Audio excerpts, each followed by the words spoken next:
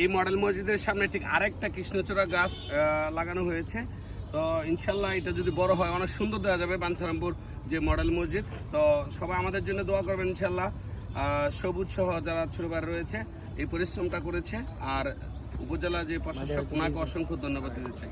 ইনি যে কাজটা আমাদেরকে করেছেন, হ্যাঁ, ময়লাগুলো পরিষ্কার করার ব্যবস্থা করেছেন এবং গাছ লাগানোর ব্যবস্থা করে দিয়েছেন। ধন্যবাদ সবাই। ডিয়ার ভিউয়ার্স, অর্থাৎ আরেকটি গাছ এখানে লাগানো হয়েছে কৃষ্ণচূড়া, সেটা হচ্ছে যে মডেল মসজিদের সৌন্দর্যের জন্য। ঠিক আছে, অর্থাৎ এই কৃষ্ণচূড়া গাছটা যদি অনেক সুন্দর মানে বড় হয় তাহলে দেখা যাবে যে এই মডেল মসজিদটা অত্যন্ত সুন্দর দেখা যাবে, ঠিক না?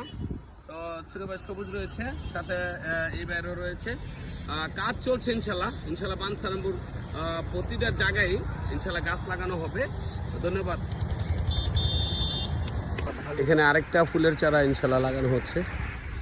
আগে নিচে একটু নিচে লাগানো হয়েছে কারণ রাস্তা যেতে পারে, যার কারণে এখন আরেকটি ফুলের গাছ লাগানো হচ্ছে ইনশাল্লাহ। মোট 4টি গাছ লাগানো হচ্ছে।